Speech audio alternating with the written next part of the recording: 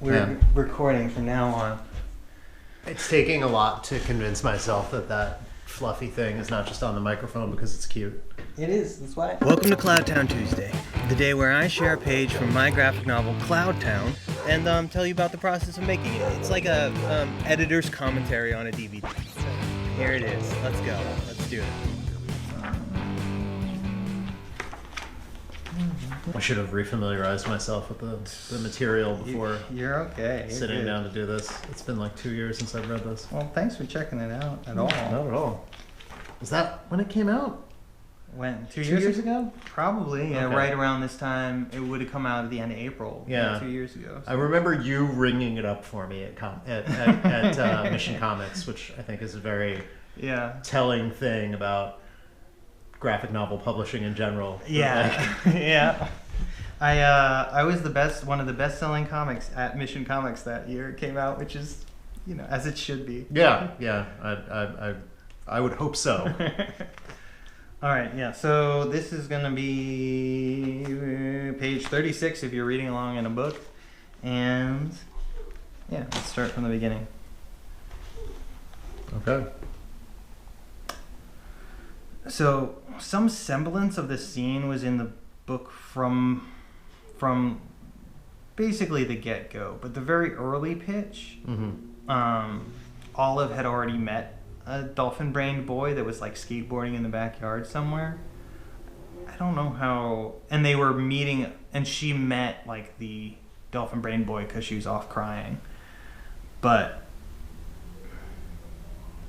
this kind of chunk of story from like my original pitch was relatively long because I wanted the editors to see them get in the robot, so it ended up being like a 60-page pitch.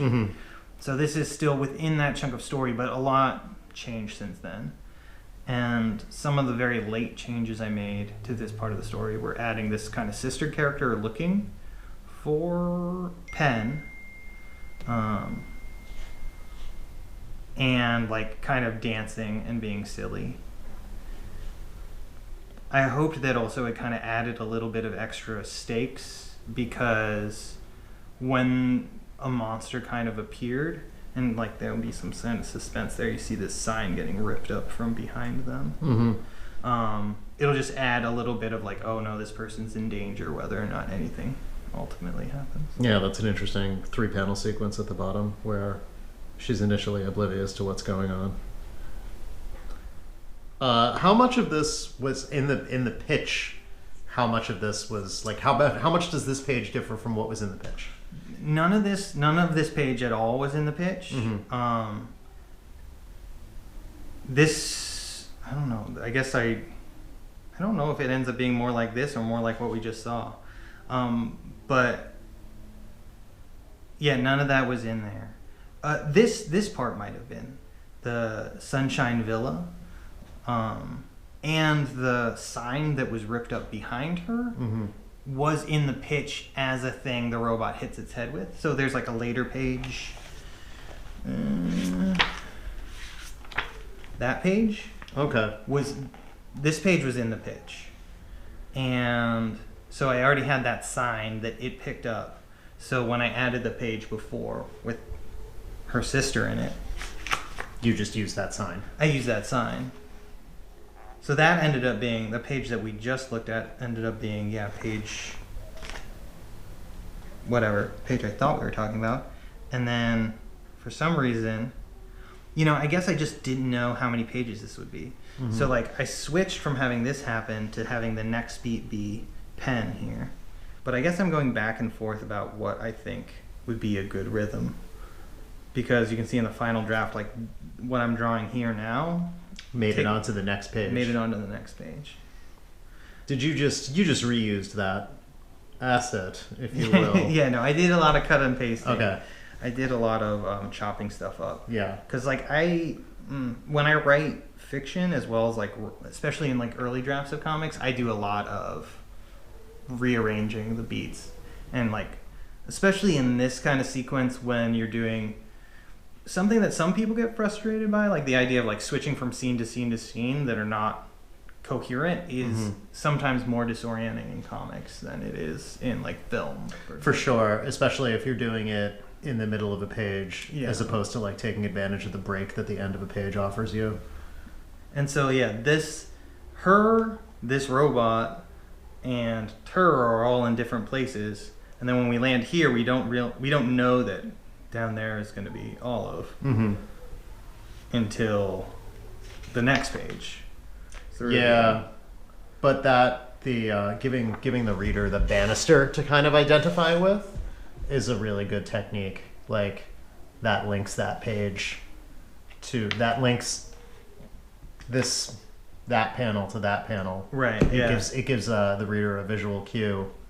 Do you think you would have done that if you hadn't originally planned this panel to be on this page?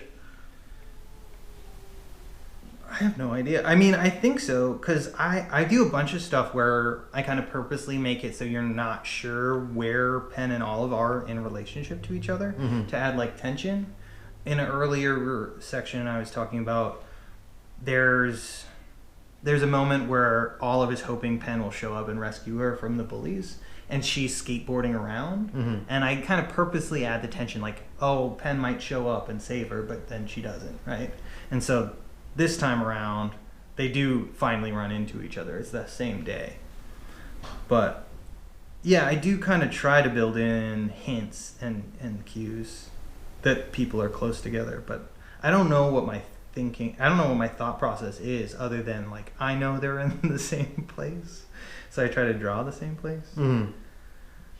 Also, like the reason they're in like this kind of abandoned planned home area where you kind of see these Sunshine Villa posters and like these fountains that are all messed up is because it used to be safer near the giant robots, like giant monster ripped, but the monsters just keep getting bigger. That's something that never gets mentioned, but I think it kind of fits in with just the poor kids live closer to the giant monsters. Like it's cheaper to live where it's dangerous. Yeah. You know? And in the case of a weird giant monsters bring the property value down. Absolutely, yeah. And so someone invested a lot of money in this kind of town because there's not a lot of, land on this weird floating island. But when you spend a lot of time daydreaming about a place in a story, you kind of get that together, and then I think that kind of makes the world feel more whole and makes sense. This is a pretty good example of a page that I just clearly was just figuring out over and over again because now it's just arranged completely differently, where it's just all her. Because I just started liking... So this was not in the script at all. Like her sister like enjoying dancing and like this little creature enjoying her dancing and starting to dance. But I was just like having fun. And it looks like I'm legitimately redrawing that. It looks like I'm redrawing that for no reason. But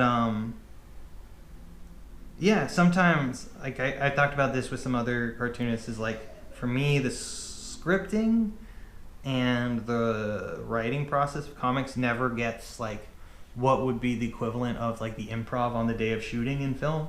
When I'm actually drawing, that's when like little silly things or cute moments or like jokes come out. Yeah. Or like, oh, this character like tripped over something in this scene because it just made sense and like added the levity necessary. And I was like, well, now I know something different about that character, so it just kind of will affect other things, It's good that there was there's room in your process to be able to incorporate stuff like that. When I went back and did this page, I've been drawing for a year, every single... Well, I found if I did it 7 days a week, my arm would cramp up by week 3, and then I'd have to take a whole week off. So I basically did 6 days a week. Wow. I can't do 7 days a week anymore. It's a lot. I kind of disappear into my head. Yeah, I think. It's bad news. Yeah. I've been doing 4 hours. Well, I have been drawing this week, but I've been doing 4 hours a day every day. And I found I can, and I'm also doing this process that is starts digitally and then switches to physical. Yeah, I've seen you working like that. I like it a lot more. It's way easier on my arm, and it also I like many people, I struggle with focus. So when it's when my comic is like, the page is close enough to being done, but I can tell that I'm like bored, I print it. Like, it's still loose and rough, and then if I take that printed version and put it on my light table and use a pencil, like, it's just more engaging to me because it's different. I don't know, I'm in another room. Do you think it would work the same way if you started it in pencil and then finished digitally? Maybe, but there's just a lot of perks to starting digitally. Yeah. It's just easy to warp, lasso tool, rearrange stuff. Oh, Jesus, you don't have to. I'm the thing that's sitting on my drafting table now, I've been struggling with. Yeah. Like, moving figures around to fit text into the panel. Yeah. And, like, I mean, having to erase something completely just to move a character like an eighth of an inch over is really frustrating. Yeah, that's one of the real perks of using this for the rough version. Yeah. And then often when I get too stuck in here and I'm like overdoing it, Mm-hmm. then I'll just like take a normal piece of paper and draw it next to it, and then I'll do it. Sometimes I'll take a picture and upload it, and then I've done that. Yeah. In my attempts to figure out Procreate. But now I'm doing Clip Studio Paint, which there's a method in which you can automatically back stuff up, which is cool. Mm-hmm. But luckily I didn't lose anything that is like, be careful with your files is all I'm saying. It's not the first time I've lost a lot of stuff. Yeah. I have this backed up 3 places, but I don't have the Procreate files. I have them in the final version, which was done in Photoshop. So they don't have the video, which is, it's fine. I also didn't care about the video at all for the most part when drawing, except in the rare case where I was losing my mind. And I don't know if you get to this point. Have you watched ManBen? I don't know what that is. ManBen is it was part of the influence of this kind of series. This is like a bootleg ManBen. But in Japan, on their NHK public television show, there's like the mangaka who created 21st Century Boy and 20th Century Boy and Billy Bat. He is the host of this show that sets up cameras in professional manga artists' studios for a week. Just record them drawing. And then they discuss the drawing together. It's really interesting. Would highly recommend it. But every once in a while they catch someone at like 3 a.m. before a deadline where they're just redrawing the same thing 8 million times. Yeah, I've been there. Yeah, so when that has happened, and I'm like, this was so much better like 8 hours ago, I would go into the video, scroll backwards, screenshot where it was decent, re-import it, and it's all pixelated, but it's fine because it's the rough. Yeah. And then I just go with that and be like, we have to finish, let's go home. And you could draw it over that. Yeah. Okay. So that was really valuable. That's really helpful. Yeah. Yeah. And then also, it'll be interesting. When I started it, I wasn't really sure that it was going to turn into what I thought until today it was going to turn into, which was like the first complete graphic novel commentary in time-lapse, which is exciting. But also there's like tons of people with these files that are going to get lost or thrown away or whatever that time-lapse their process, right? So I got to do one with Jen, but there's tons of people that are recording this. So there's, in theory, more videos to be made that way. But also, everything you do that's not the comics takes away from making the comics, right? Yeah, but I think this is, conversations like this I think are helpful because it's like insightful about the process of making comics. Yeah. So. And I do learn a lot. Sometimes even just hearing like people's thoughts when they're looking at what I'm doing. They're like, oh, I would do this differently. I'm like, that is good advice. Well, I would never look at anybody's work and say that unless I was really in the mood to be a Well, that's good advice also. Yeah. But, I don't know. What are you working on? What am I working on? Are we still filming? Yeah, do you want to stop filming? Are we filming that?